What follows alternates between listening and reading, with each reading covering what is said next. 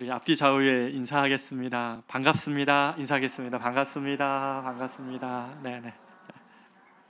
우리 영상으로 보시고 또 3층, 4층에서 예배드리시는 모든 분들도 반갑고 또 환영합니다. 비가 많이 오고 있습니다. 또 우리 성도님들 가정 가운데도 평안하시기를 빌고 또 코로나가 약간 다시 또 기승하고 있다는 이야기들이 계속 들려오고 있는데 하나님께서 우리가 대면 예배를 중단하지 않을 수 있도록 모든 환경을 지켜주시기를 그렇게 기도하고 또 바라게 됩니다. 특별히 아까 저희가 광고를 잠깐 하나 드렸는데요. 주일학교부터 시작해서 우리 청년부까지 이제 수련회가 시작이 됩니다. 다음 주를 기점으로 하는데요.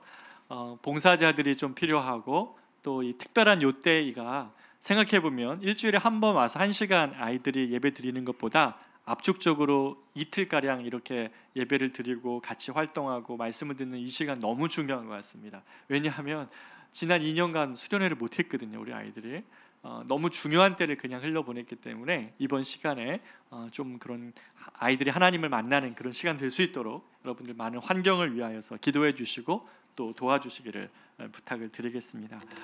우리 시간 다 같이 일어나셔서 히브리서 11장 13절부터 16절까지 말씀을 한 절씩 교독하시고 16절 말씀을 합독하겠습니다. 히브리서 11장 13절부터 16절입니다. 13절입니다. 이 사람들은 다 믿음을 따라 죽었으며 약속을 받지 못하였으되 그것들을 멀리서 보고 환영하며 또 땅에서는 외국인과 나그네임을 증언하였으니 그들이 이같이 말하는 것은 자기들이 본을 받는 자라는 나타님이라.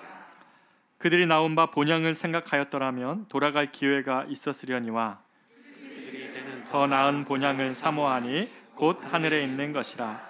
이러므로 하나님이 그들의 하나님이라 일컬음 받으심을 부끄러워하지 아니하시고 그들을 위하여 한 성을 예비하셨느니라. 아멘. 자리에 앉겠습니다.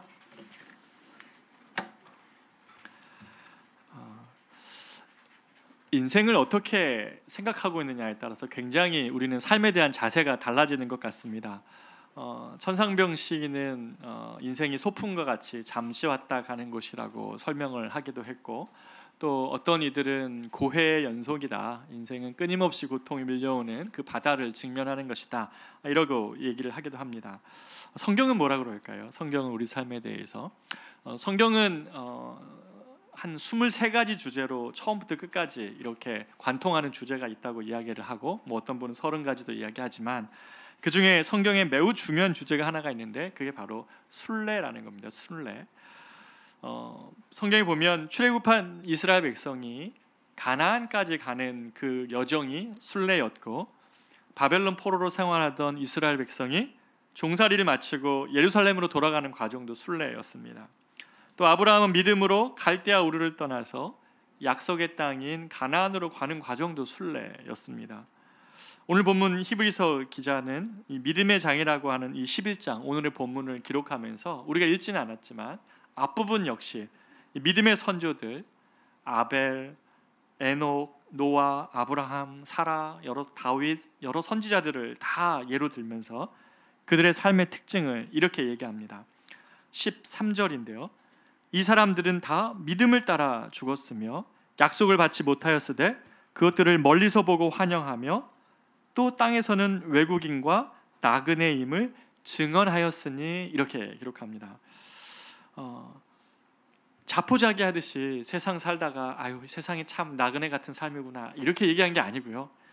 이들이 믿음으로 삶을 살다가 죽으면서 자기가 이 땅에 사는 날 동안은 우리의 삶이 나그네와 같은 삶임을 증언하는 사람들이었다 이렇게 얘기하는 것이죠. 적극적으로 그렇게 살았다는 겁니다. 소극적으로 나그네처럼 살았다는 게 아니라 적극적으로 나그네처럼 살았다고 말하는 것이죠. 순례의 여정 가운데 있는 나그네라는 이 주제는 성경의 많은 믿음의 사람들이 자신의 삶을 두고 표현할 때 쓰는 그런 표현이었습니다. 그런데 여러분 이 나그네라는 이미지를 떠올릴 때 어떤 생각이 좀 드세요? 요사이 이렇게 막 좀 심플하고 미니멀한 삶을 살겠다고 하면서 사람들이 다 던져버리고 1년 2년 이렇게 막 여행하기도 하고 순례하는 삶을 살기도 하고 막 이런 게 유행처럼 이렇게 좀 번져가는 것 같습니다. 뭔가에 집착하지 않고 가볍게 또 멋있게 사는 삶, 뭐 이런 삶이 순례의 삶 같이 이렇게 표현을 합니다. 그런데 이 정직하게 말해서 나그네로 살면요, 오늘 어떤 새로운 일들이 펼쳐질까 하는 마음은 잠깐이고요, 더 많은 시간에는 늘 이 불확실에 노출되는 것이 힘듭니다. 그리고 내일의 안녕을 오늘의 내 힘으로 할 수 없는, 그러한 보장할 수 없는 삶이 연속되고 통제할 수 없기 때문에 불안하고 걱정이 되기도 하죠. 혹시 여러분도 이렇게 나그네를 한번 경험해 보신 분, 또는 외국이나 이렇게 경험해 보신 분이 있으실 수도 있는데요. 저도 지난 10년간 두 나라를 옮겨가면서 살게 되었는데, 제가 나그네 삶의 특징을 말하라 그러면 처음부터 다시 시작이다 이렇게 말하고 싶어요. 다 놓고 저 나라 가서 라면 박스부터 다시 시작을 하고, 이렇게 시작하다가 모든 관계와 모든 것 다 놓고 또 다른 나라 가면 다시 또 라면 박스부터 시작을 합니다. 나그네 삶이라는 것은 이러한 삶이어서 쉽지 않죠. 성경에서 믿음의 사람들이 이 나그네라는 정체성을 가지고 산다 할 때 이들이 가지고 있는 내용의 핵심은 뭐냐면, 자신의 삶이 지금 떠나온 것이 있고 그리고 가야 할 곳이 있는 그 중간 사이의 시간이다라는 것을 의미하는 것입니다. 그리스도인의 삶이 이렇다는 것입니다. 이 떠나온 자리가 있죠. 우리가 예수를 믿기 시작하면서 더 이상 이 애굽의 노예의 삶을 살았던 이스라엘 백성들이 출애굽한 다음에 다시 애굽으로 들어가서는 안 되는 것처럼, 우리가 예수를 믿고 난 다음에는 다시 죄의 지배 아래, 죽음의 지배 아래 들어갈 수는 없습니다. 동시에 우리는 가야 될 곳이 있죠. 이 땅에 아무리 죄와 그리고 무법과 불의가 팽배할지라도 우리가 마침내 기대하고 약속하셨던, 주님이 약속하신 그 하나님 나라가 있기 때문에 우리의 믿음의 삶을 중단 없이 그리고 흔들림 없이 주의 말씀에 의지하여서 그 골까지 가는 것, 그것을 마음에 품고 살아가는 것, 바로 이것이 그리스도인의 삶의 여정이라고, 이 중간 사이에 우리는 있다고 이야기를 합니다. 그런데 성경에서 보면 떠나온 것이 있고 가야 될 곳이 있는 이 사이가 그런데 광야예요. 언제든지 그렇습니다. 주님이 약속하신 곳이 있고 떠나온 곳이 있는 사이는 광야라는 것이죠. 우리가 떠나온 삶이 있고 가야 될 하나님 나라가 있다면 이 중간 삶이 광야라는 겁니다. 이 광야의 삶이 쉽지가 않습니다. 예를 들어 볼까요? 애굽에서 가나안으로 간다고 생각할 때 애굽을 왼쪽에 그리고 가나안을 오른쪽에 그린 다음에 그 중간 광야에다가 산, 그다음에 강, 광야, 사막 이런 거 그려 놓을 수는 있지만 실제로 그 안에서 닥치는 영적인 장애물들은 그릴 수가 없다는 거죠. 우리가 경험하고 있는 이 광야의 삶에서 우리가 경험하고 있는 영적인 장애물들은 이 지도 안에는 안 나타납니다. 우리가 이 광야에서 겪는 영적 장애물이 뭡니까? 이 광야 같은 삶에서 두 가지를 우리는 영적 장애물을 경험을 하는데, 첫 번째는 우리는 많은 순간 이 하나님의 사랑과 돌보심을 이 광야에서 잃어버리는, 의심하는 위기가 자주 빠집니다. 이스라엘 백성을 보면 이 눈앞을 가로막은 홍해를 딱 만나면, 뭔가 다음에 보이지 않는 것 같은 장벽을 딱 만나면 하나님의 사랑과 돌보심에 위기가 빠집니다. 또 물이 필요하고 음식이 떨어져서 당장 나에게 필요한 것이 없을 때 또 위기에 빠져요. 하나님의 사랑과 하나님의 돌보심에 대해서 적군이 길을 막을 때도 우리는 이 하나님의 사랑과 돌보심을 의심합니다. 이것이 이스라엘 백성들의 영적 장애물이었어요. 어떻게 이것에서 벗어날 수 있을까? 두 번째로 이스라엘 백성들이 겪는 영적 장애물 두 번째는 하나님이 그들에게 기대하시는 삶보다 더 저급한 삶의 목표를 선택하고 살아가는 거예요. 광야를 살면서 하나님은 이스라엘 백성들이 열방의 제사장 나라, 거룩한 나라, 열방을 견인할 나라로 그들을 세웠는데 그들은 아니라는 거예요. 아니, 난 그런 삶 말고 그냥 똑같은 삶, 사람들과 그저 그렇게 살아도 되는 것 아닙니까? 왜 이렇게 높은 삶을 지향하라고 나에게 얘기합니까? 저급한, 그보단 하나님이 원하시는 보단 낮은 단계의 삶을 선택한다는 것이죠. 이러한 광야 길을 찾는 자들이 경험하는 영적 장애물이 그런데 우리들에게도 동일하게 있습니다. 한번 생각해 보시겠습니까? 우리가 나그네라고 생각할 때 우리도 이런 고민하죠. 나의 앞의 길은 여러분 다 보이세요? 너무나 불확실성이 높아져 가고 있는 시대를 저희가 살고 있습니다. 많은 기술이 발달하고 많은 것들이 이 세상에 더 편리한 방향으로 가지만 많은 역사학자들은 오히려 아주 빠르게 변화되는 이 시대가 앞으로가 예측이 안 됩니다. 특별히 기술이 통제가 되지 않고 기술이 가지고 있는 세계에 도덕이 적용하지 않기 때문에 어디까지 갈지, AI로 도대체 어디까지 가게 될지. 중국에는 벌써 우리 목사님 얘기 들어보니까 종교를 대체하는 스님이 AI로 나타났다고 하더라고요. AI 스님이 있어서 거기 가서 이야기를 한다는 거예요. 여러분, 지금 기술이 어디까지 갈지 도덕이 통제를 못하고 있기 때문에 앞으로는 더 불확실한 색으로 빠져들고 있습니다. 나의 앞의 길은 어떻게 될지, 하나님은 나를 여전히 사랑하고 돌보시는 것인지, 오늘은 내가 어떻게 해서 비즈니스든 무엇이든 해서 하루를 이번엔 넘어갔는데 내일은 하나님이 또 만나를 내려주실 것인가, 이런 것이 광야에서의 그들의 가지고 있는 실질적인 문제였습니다. 우리도 여전히 하나님이 이러한 복잡하고 이렇게 불확실한 세상 속에서도 나를 돌보고 계시는 것인가 라는 생각을 우리는 하지 않을 수 없습니다. 또 하나님께서 우리에게 기대하시는 일, 하나님이 아브라함 한 사람을 불러일으키시면서 수많은 하나님의 바다의 모래 같은 하나님의 백성들을 꿈꾸시면서 그들이 열방의 복이 되어야 되고 세상이 복이 되어야 된다는 이 분명한 정체성 때문에 그들을 불러주셨는데, 이스라엘 백성들은 더 낮은 단계의 목표에 만족하며 살아갑니다. 그것이 주님께 얼마나 안타까움이 되는 것인지 모른 채 그냥 그렇게 살아간다는 것이죠. 적당히 안주하며 살아도 되지 뭐, 남들도 다 그러는데 라고 하면서 그냥 안주하는 삶을 선택할 위험이, 그런 장애물들이 있습니다. 근데 사랑하는 여러분, 우리는 이런 영적 장애물 가득한 이런 인생을 어떻게 잘 건너갈 수 있는 것입니까? 위로가 되는 것은 이런 고민이 우리만의 고민이 아니었다는 것이죠. 이미 많은 믿음의 선배들이 이 고민을 했고 실제로 이 믿음 속에서 그들은 그 모든 삶의 여정을 끝까지 건너갔다는 것입니다. 히브리서 12장 1절은 그래서 이렇게 얘기하죠. 이러므로 우리에게 구름같이 둘러싼 허다한 증인들이 있으니 모든 무거운 것과 얽매이기 쉬운 죄를 벗어버리고 인내로써 우리 앞에 당한 경주를 하며. 저는 이 히브리서 12장을 볼 때마다 가슴이 막 뛰어요.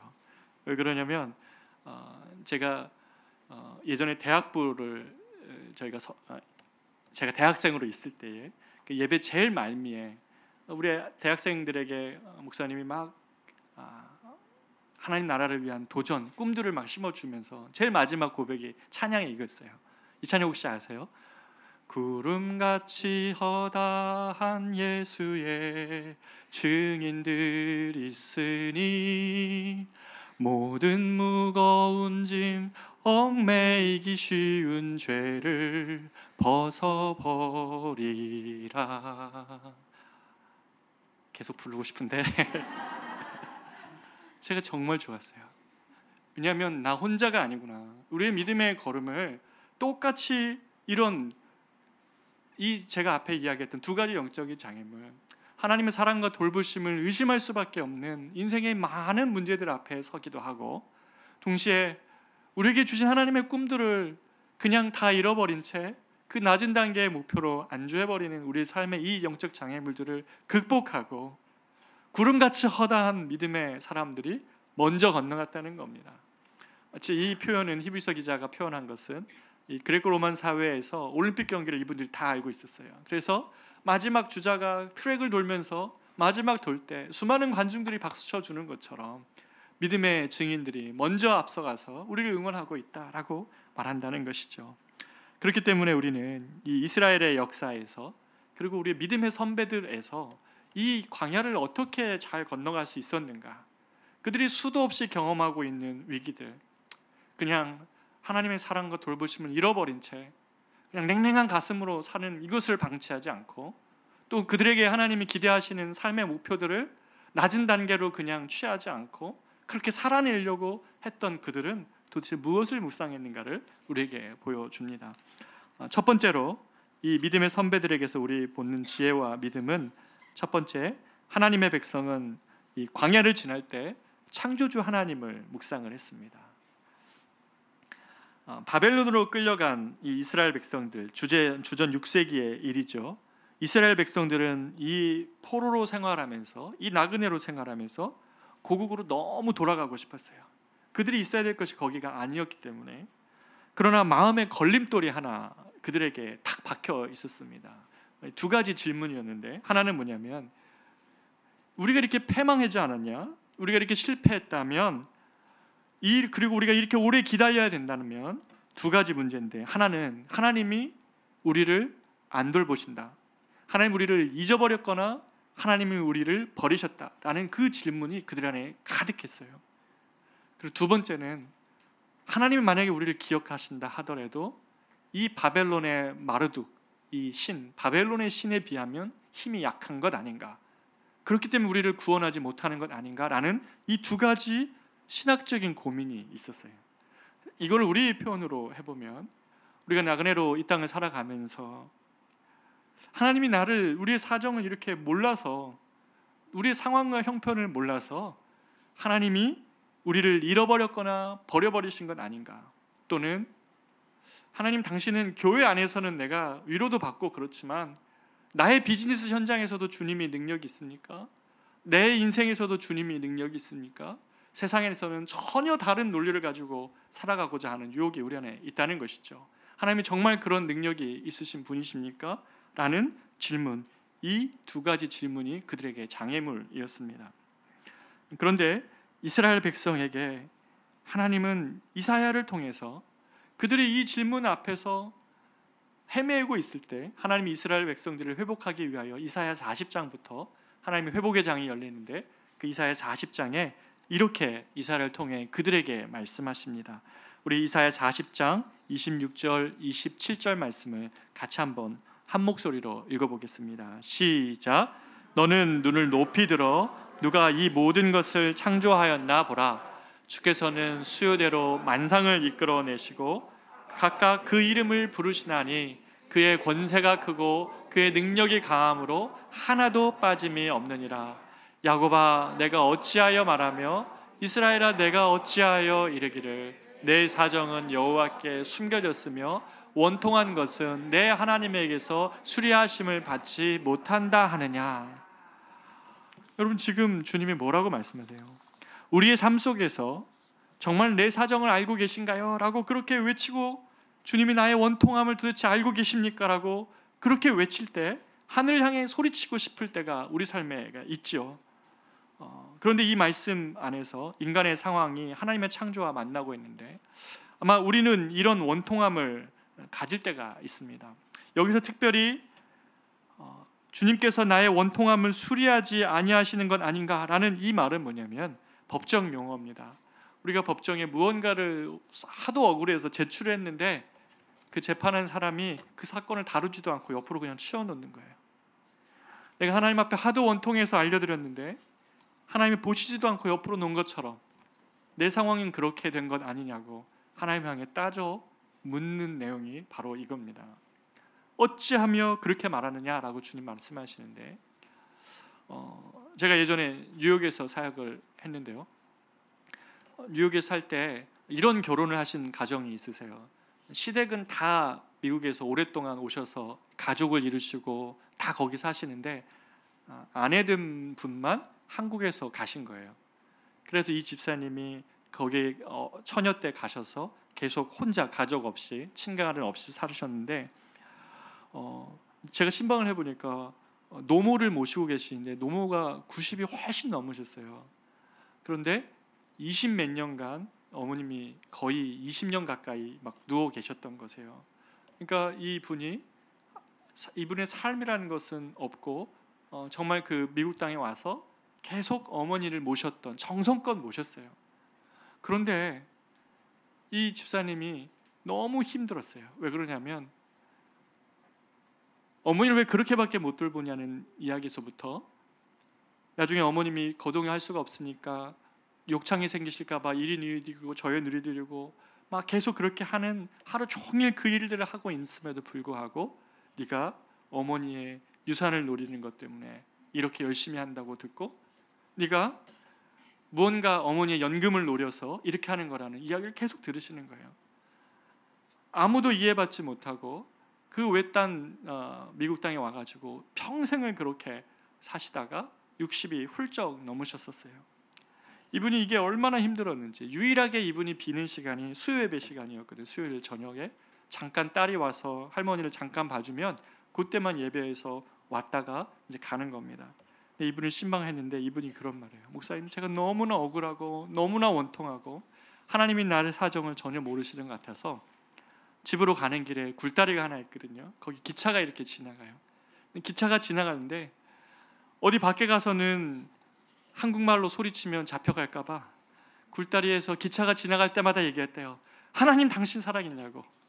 그 굴다리 밑에 가가지고 하나님이 도대체 내 사정을 아는 건 맞냐고, 아무리 기도해도 응답하지 않는 그 주님을 향해서 그 굴다리 밑에서 엄청나게 하나님을 향해 삿대질 했다는 거예요.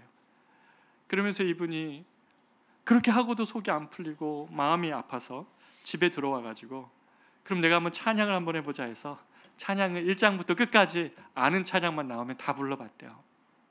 그랬더니 5시간 걸리더래요. 5시간 정말 모든 것 다 쏟아내는 찬양을 다 하고 나니까 마음 가운데 이렇게 평안이 오면서 하나님 말씀을 보고 싶은 마음을 딱 열었는데 이 말씀을 묵상하게 된 거예요. 네 사정과 네 원통함을 내가 알지 못하겠느냐. 이분이 다른 사람을 알지 못하더라도 주님이 내 상황을 알고 계신다는 그 말씀 때문에 이분이 펑펑 정말 기진맥진해 할 때까지 그렇게 울면서 회복하셨다는 말씀을 전해주세요. 여러분, 오늘 본문의 말씀을 보십시오. 하나님 뭐라고 말씀하십니까?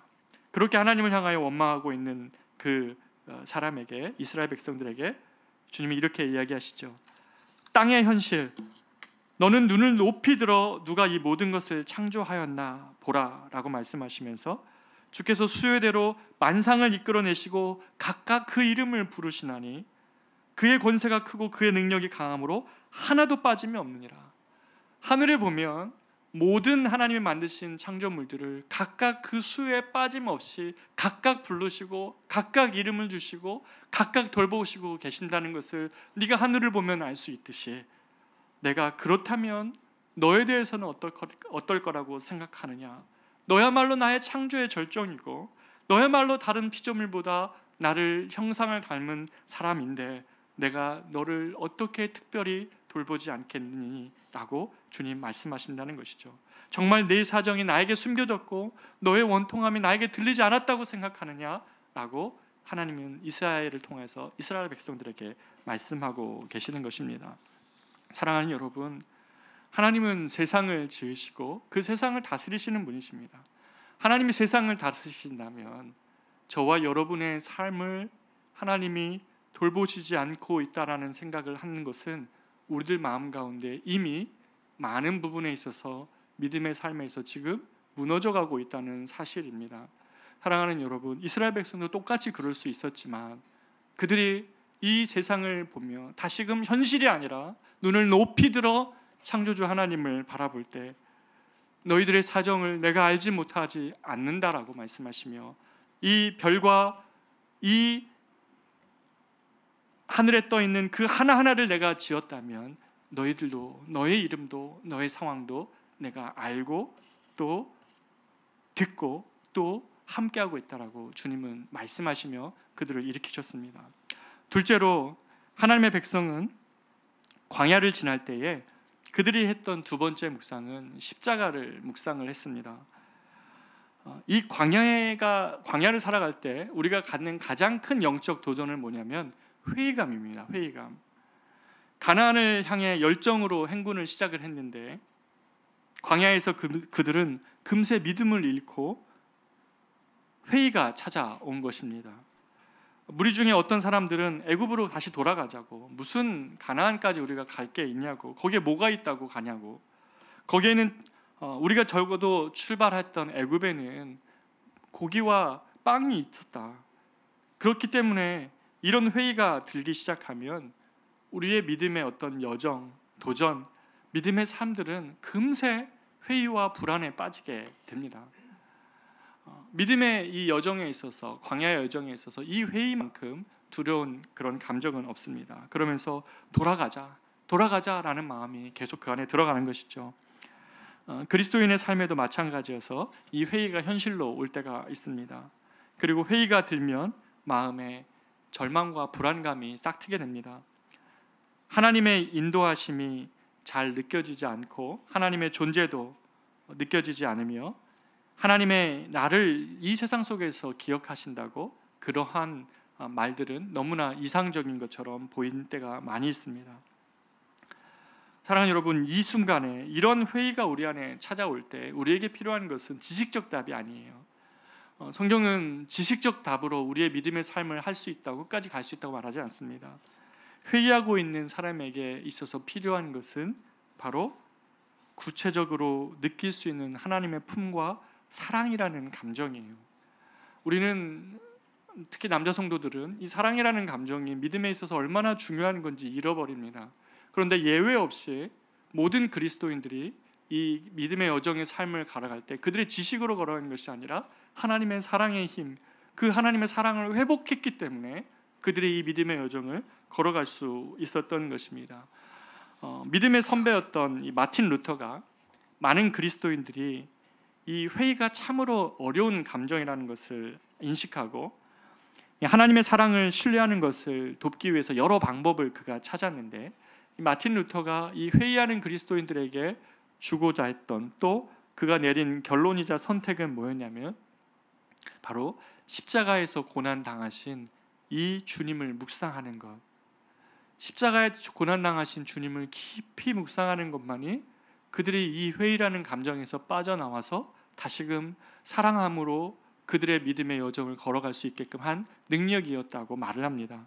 특별히 십자가에서 주님이 당하신 고통을 깊이 묵상하는 것이었습니다. 우리 한번 예수님의 이 처형이 있었던 골고다로 우리가 한번 가본다고 생각해 보십시오.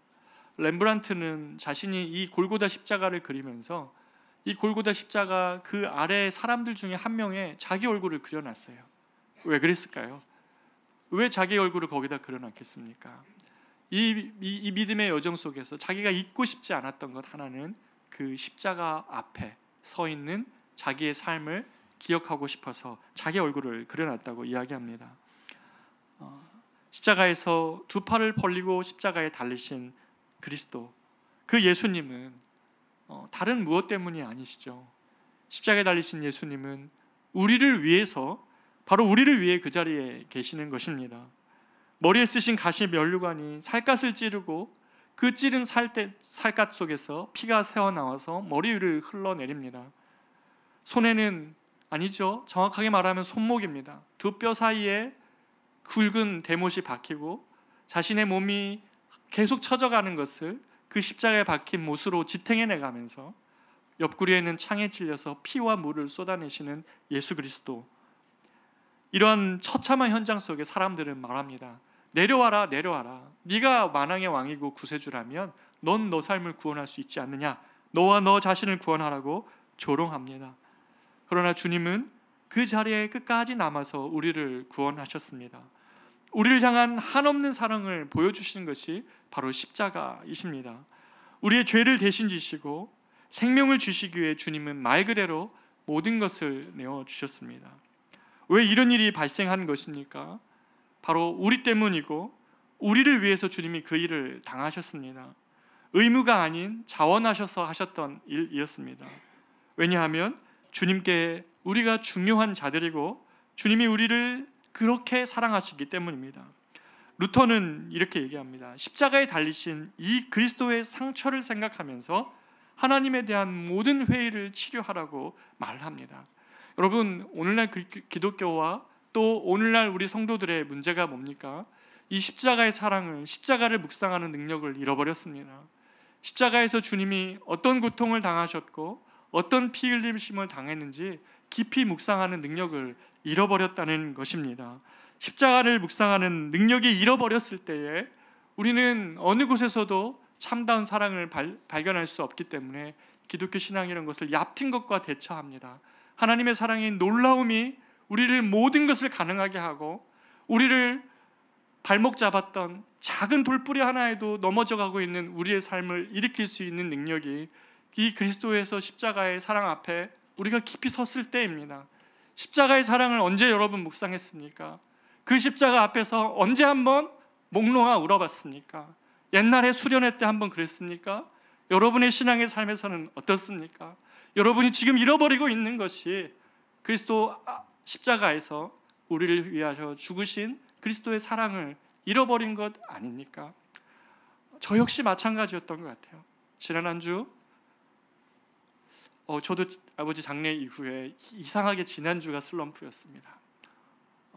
한 주간은 많은 손님들 또 지인들께 인사도 하고 어른들께 감사도 하면서 그런 시간을 보내고 다음 주 한 주가 지난 한 주가 정말 슬럼프여가지고 제가 헤어나오지 못하는 막 이런 영적인 위기도 막 제가 막 경험을 하더라고요. 그런데 이 말씀을 준비하면서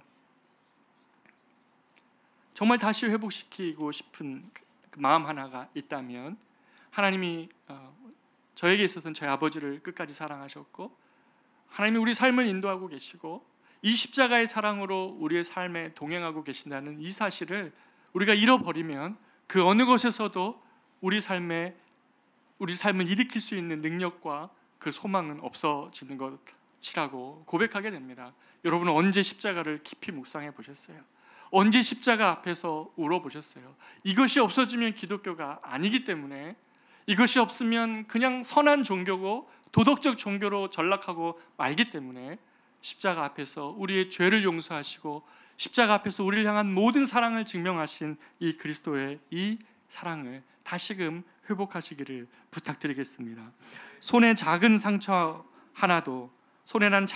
하나에도 힘들어하는 우리들인데 주님의 몸에 새겨진 상처 하나하나마다 긍휼이 풍성하신 하나님의 사랑과 돌보심의 증거가 바로 그 그리스도의 십자가에 있다는 것입니다. 주님이 순환과 고통, 이 수치를 자원할 정도로 저와 여러분을 그렇게 사랑하셨다면, 누가 하라고 해서 하신 것이 아니라 그리스도께서 그 십자가를 지시기로 작정하고 가셨다면, 이런 위대한 사랑이 있다면 세상의 구주에 박힌 못과 그 찢긴 상처마다 그 모든 것들은 내가 너를 사랑한다라는 그리스도의 증거라고 우리는 생각해야 됩니다. 우리에게 자신의 모든 것을 내주신 분의 사랑을 우리는 왜 이렇게 자주 의심해야 됩니까? 이렇기 때문에 히브리서 기자는 히브리서 12장 2절에서 믿음의 주요 또 온전하게 하시는 이인 예수를 바라보자. Fix your eyes on Jesus 이렇게 되어 있습니다. 너의 눈을 그리스도께로 고정하라는 겁니다. 여기에서 모든 능력이 있고 여기에서 모든 힘이 있기 때문에 이것에서 시선을 이탈하지 말고, 네 주변에 보고 있는 다른 많은 것들이 너의 시선을 가리고 있다면 바로 이 그리스도께로 다시 한번 시선을 고정하라고, 그렇게 영혼에게 한번 명해봐서 내 마음에 있는 불안과 염려를 향해서 한번 명해 보십시오. 그리스도의 십자가의 사랑을 잃어버리고 있는 영혼을 향하여 한번 선포해 보십시오. 그리스도의 사랑 안으로 다시 한번 우리의 영혼이 회복되기를 위하여 기도할 때 우리는 이 모든 회의와 불안과 염려를 넘어갈 수 있는 그 능력을 다시금 회복하게 된다는 것입니다. 세 번째로, 하나님의 백성은 광야를 지날 때 하나님 자신을 양식으로 삼았습니다. 이게 무슨 말입니까 도대체? 광야는 생각해보면 산책 나오듯 걸어 나올 수 있는 곳이 아니죠. 제가 이전에 한번 말씀드려봤는데, 제가 몽골의 동고비 사막에 한번 들어갔다가 깜짝 놀랐다고 말씀드렸었죠. 인도자에 따라서 한번 광야를 들어갔는데 돌아서서 깜짝 놀랐습니다. 이 사람이 없으면 나는 집으로 못 간다. 이제 한국으로 못 돌아간다. 잘못 가면 동고비 사막 더 깊은 곳으로 들어가게 된 것이에요. 모르겠더라고요, 어디가 어딘지. 광야는 이렇게 길을 알 수가 없고, 광야는 허기짐이 일상이고 뜨거운 태양과 목마름이 기진하기 일수인 곳입니다. 우리 인생이 그렇다는 거예요. 우리 인생이 쉽게 목마르고 쉽게 허기져요. 아무리 좋은 것을 먹는다 하더라도 쉽게 우리는 영혼의 갈증을 경험하고 영혼의 목마름을 경험한다는 것이 그렇게 얇습니다. 그런데 우리가 이런 광야 삶을 살 때 침륜에 빠질 수 않을 수 있는 그것은 이스라엘 백성들을 향해 그들을 소성케 했던 그 양식이 있었다고 사도 바울이 이야기합니다.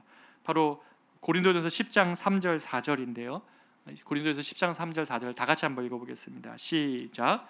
다 같은 식용한 식물을 먹으며 다 같은 신령한 음료를 마셨으니 이는 저희를 따르는 신령한 반석으로부터 마셨으며 그 반석은 곧 그리스도시라. 요한복음은 이 우리의 영혼의 물과 양식이 필요한데 이것을 먹어야 우리가 이 광야의 삶을 믿음으로 살아갈 수 있는데 그것을 바로 예수 그리스도시라고 연결하고 있습니다. 어떻게요? 요한복음 4장에 보면 어떤 여인이 나옵니까? 4번, 5번 결혼하고 6번째 남자랑 살고 있는 그 우물가의 사마리아 여인, 그 여인을 향하여 이야기하죠. 내가 누군지 알았다면 나로부터 영생하도록 솟아나는 물을 구했을 것이다. 내가 주는 물은 다시는 목마르지 아니하느니 영생하는 솟아나는 샘물이다 라고 말씀하셨고, 또 요한복음 6장에 보면 많은 광야의 사람들에게 오병이의 기적을 베푼 다음에 그들이 지금의 광야의 삶에 한순간은 넘어갈 수 있지만 그들의 필요를 한 번은 채울 수 있지만 진정한 떡은 그것이 아니니 하늘에서 내려온 떡 자기 자신이시라고, 예수 그리스도라고 말씀하시는 거예요. 여러분, 광야를 우리가 걸어갈 때 우리 안에 목마름이 있습니까? 여러분의 삶에 목마름과 허기짐이 있습니까? 그것이 어디로부터 비롯된 것입니까? 주님이 채우지 않으면 할 수 없는 그것 때문에 여러분이 목마른 겁니다. 주님이 채우지 않으면 할 수 없는 그것 때문에 허기진 것이라는 것이죠. 이 떡과 물은 소생을 말합니다. 다시 말하면 살아난다는 것을 의미한다는 것이죠. 광야의 길에서 영혼이 메마르고 일어날 힘이 없을 때에 여러분이 찾아야 될 것은 다른 인스턴트가 아닙니다. 좀 더 좀 더 내 마음에 기쁨을 줄 수 있는 다른 무엇을 찾으라고 우리는 주님이 그렇게 말씀하시지 않고, 인스턴트 같은 다른 음식 먹으려고 하지 말고 정말 그대로 와서 내 앞에 와서 나를 먹고 마시라고, 다시 갈증이 없고 다시 배고픔이 없는 그리스도 자신을 먹으라고 말씀하십니다. 먹는다는 게 뭡니까 도대체? 그러면 목사님, 예수님을 어떻게 먹으라는 말입니까? 스펄전 목사님은 그리스도를 먹는다는 것을 이렇게 얘기합니다. 그리스도를 깊이 묵상하는 것이다 라고 말합니다. 그리스도께서 내 안에서 말씀이 충만하게 거할 때까지 주님 앞에 머물러 있는 삶이 바로 그것을 의미합니다. 목사님은 이 자신의 설교에서 이 그리스도를 깊이 묵상하는 능력을 이렇게 설명을 합니다.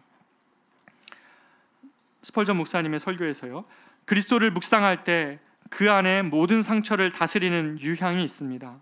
아버지를 묵상할 때 모든 슬픔이 사라집니다. 성령의 능력 안에 모든 환부를 고치는 약이 있습니다.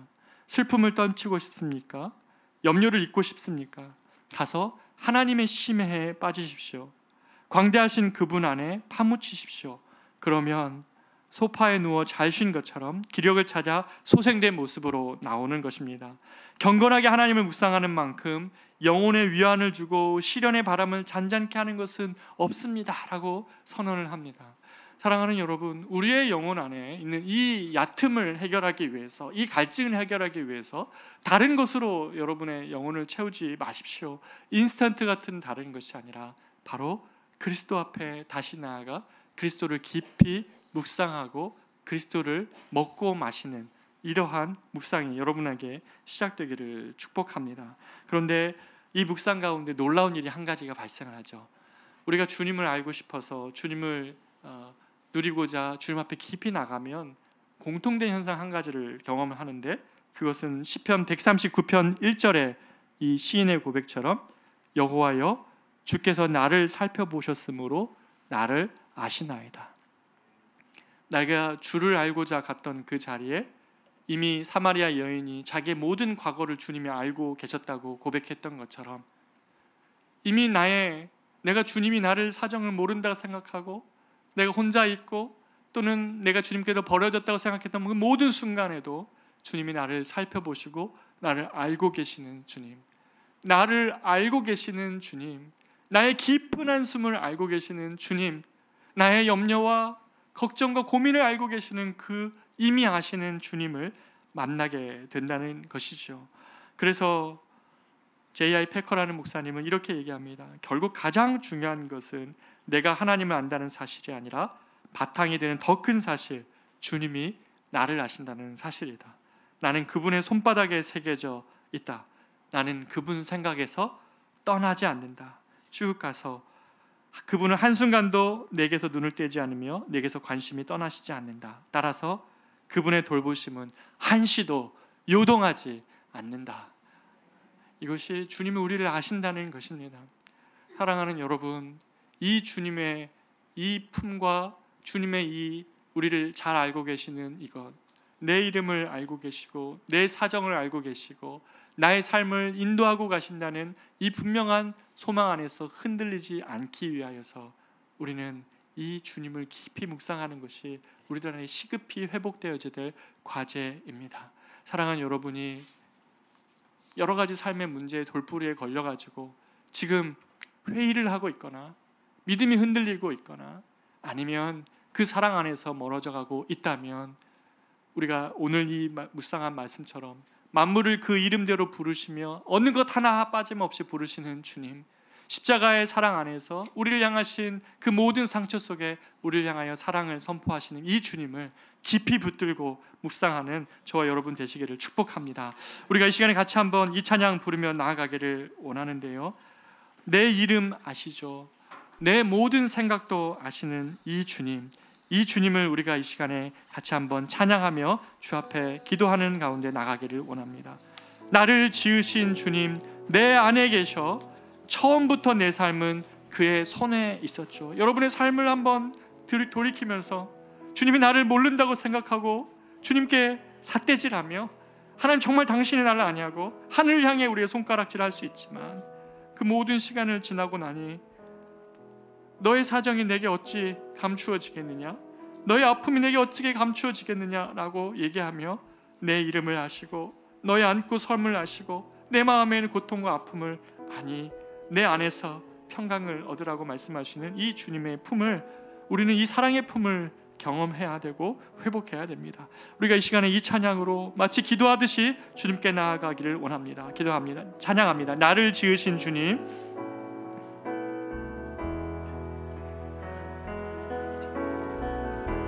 나를 지으신 주님, 내 안에 계셔, 내 안에 계셔 처음부터 내 삶은, 처음부터 내 삶은 그의 손에 있었죠. 손에 있었죠. 나를 지으신 주님, 나를 지으신 주님, 내 안에 계셔, 내 안에 계셔 처음부터 내 삶은, 처음부터 내 삶은 그의 손에 있었죠. 예, 손에 있었죠. 내 이름 아시죠? 내 이름 아시죠. 내 모든 생각도, 내 모든 생각도, 내 흐르는 눈물, 내 흐르는 눈물 그가 닦아주셨죠. 닦아주셨죠. 그는 내 아버지, 그는 내 아버지, 난 그의 소유, 난 그의 소유. 내가 어딜 가든지, 내가 어딜 가든지 날 떠나지 않죠. 날 떠나지 않죠. 내 이름 아시죠?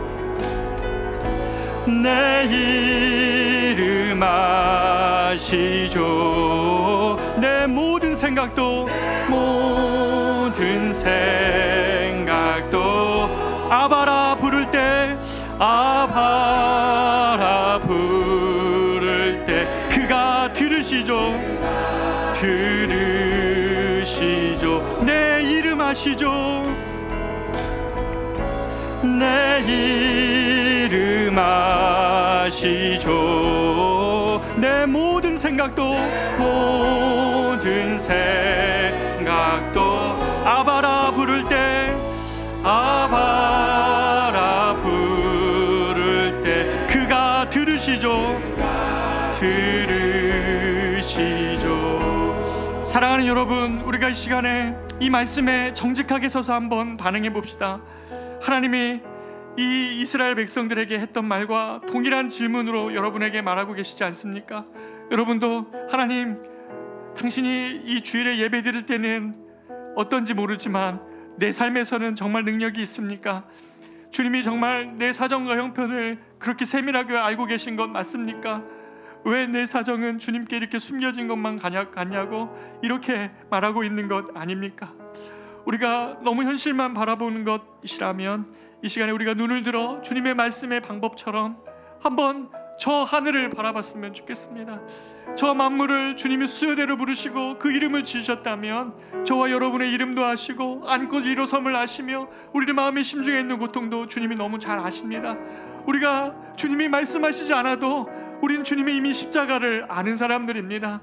십자가의 상처와 십자가에 주님이 지키신 모든 것들이 우리를 향하신 그 사랑의 증거라고 말씀하고 계시지 않습니까? 여러분이 잃어버린 것이 이 십자가는 아닙니까? 이 십자가를 너무 오랫동안 방치하고 있었던 것은 아닙니까? 우리가 이 시간에 같이 한번 주님께 나아가 기도하기를 원합니다. 주님을 묵상하면서 내 이름 아시고 내 손을 모든 것을 아시는 주님, 이 주님께 나아가 아빠라 부르며 한번 주님께 나아가 내 삶을 도우시고 인도하시는 그 주님을 신뢰함으로 다시 한번 나아가기를 원합니다. 기도하겠습니다. 존귀하신 하나님 아버지, 사랑하는 우리 성도들, 하나님 이 아침에 아버지 저들이 잃어버린 것이 이 그리스도의 사랑이라며 다시금 주님 앞에 나아가기를 원합니다. 하나님, 우리의 사정이 주님께 감춰져 있고 하나님 우리의 형편이 주님께 감춰져 있어서 하나님은 아무것도 모르는 것 같은 아버지 하나님, 그런 삶의 고통 안에 덩그러니 놓여져 있는 심정으로 회사에 나아가고 아버지, 오늘은 내가 어떻게 이 위기를 겪었지만 내일 회사를 어떻게 운영해야 될지, 내일은 어떤 어려움이 하나 닥치고 있는 것인지 알지 못해서 두려움 가운데 있고 하나님이 우리의 삶에 기대하는 아버지 하나님, 그런 높은 삶의 목표보다 저급한 삶의 목표를 그냥 정해놓고 아버지 하나님, 신앙이란 도대체 삶에서 작동하지 않는 아버지 하나님 그런 연약함 안에 우리가 있다면 아버지 하나님, 이 시간에 우리가 주님 앞에 나아가기를 원합니다. 하나님, 우리를 사랑하시고 하나님 십자가에 달려 돌아가시면서 하나님 우리를 하나님의 백성 삼으시고 우리를 향하여서 하나님 이 땅에 복이 되어지고 이 땅에 하나님 제사장 나라 되어지고 이 땅에 하나님의 그 사랑의 힘을 증거하고 말해주는 하나님이 놀라운 일들로 하나님 우리를 부르셨다면 아버지 하나님, 그 삶의 목표대로 우리가 살아낼 수 있도록 인도하여 주시옵소서. 오 하나님 아버지, 주님 역사하여 주십시오. 우리 성도들 안에 하나님 믿음과 의 사이의 어느 지점에서 하나님 고통하고 아파하고 있다면 하나님 이 은혜와 하나님의 사랑이 다시 회복되어지게 하여 주시옵소서.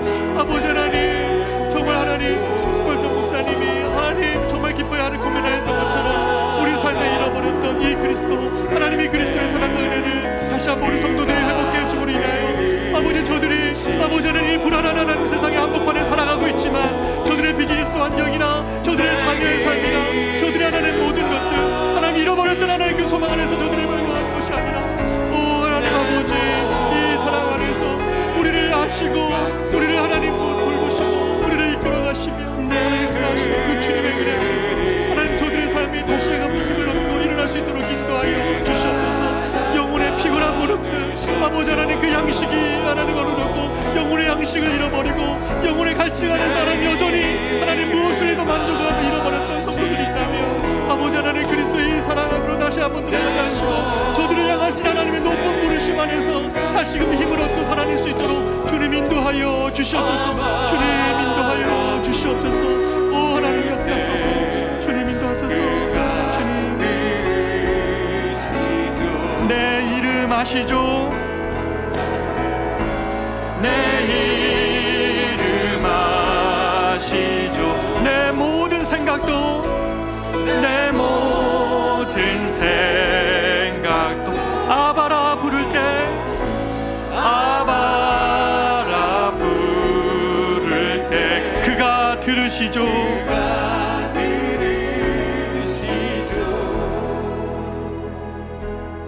우리가 이 시간에 다 같이 일어나셔서 우리가 오늘 말씀 묵상한 것처럼 이 갈보리 산 위에 서 계신 이 십자가, 하나님, 내가 이것을 잃어버렸기 때문에 너무나 많은 작은 돌뿌리도 그것에 걸려서, 정말 그 작은 돌뿌리에 걸려서 아무것도 할 수 없는, 하나님, 그런 가슴이 되어버렸습니다.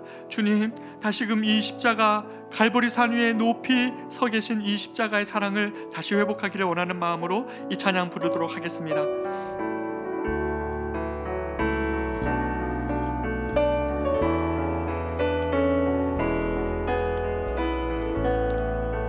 갈보리 산 위에, 갈보리 산 위에 십자가 섰으니 주가 고난을 당한 표라. 고난을 당한 표라. 험한 십자가를 내가 사랑함은, 험한 십자가를 내가 주가 보혈을 흘림일세. 주가 보혈을 최후 승리를 얻기까지, 승리를 얻기까지 주의 십자가 사랑하리. 주의 십자가 사랑하리. 빛난 멸류관 받기까지, 빛난 멸류관 받기까지 험한 십자가 붙들겠네. 험한 십자가 붙들겠네.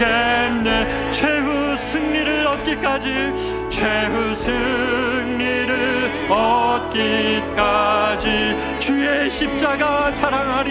주의 십자가 사랑하리. 빛난 멸류관 받기까지, 빛난 멸류관 받기까지 험한 십자가 붙들겠네. 마지막으로 고백합니다. 최후 승리를 얻기까지, 최후 승리를 얻기. 우리의 삶을 담아 고백합니다. 주의 십자가 사랑하리. 주의 십자가 사랑하리. 빛난 멸류관 받기까지,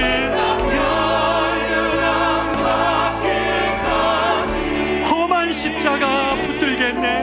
험한 십자가 붙들겠네. 빛난 멸류관 받기까지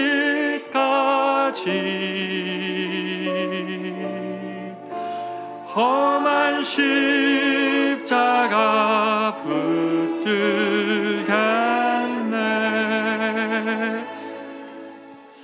사랑하는 주님, 우리 사랑하는 성도들이 아프고 또 회의하고 또 마음의 공허와 갈증으로, 영적인 답답함과 곤고함으로, 또 삶의 여러 가지 장애물이 하나님 우리 성도들의 삶을 앞길 가로막고 있어서 두려움 가운데 있다면, 하나님, 우리가 이 시간에 하나님 같이 묵상한 것처럼 다시금 이 십자가의 사랑 앞으로 나아가게 하여 주시옵소서.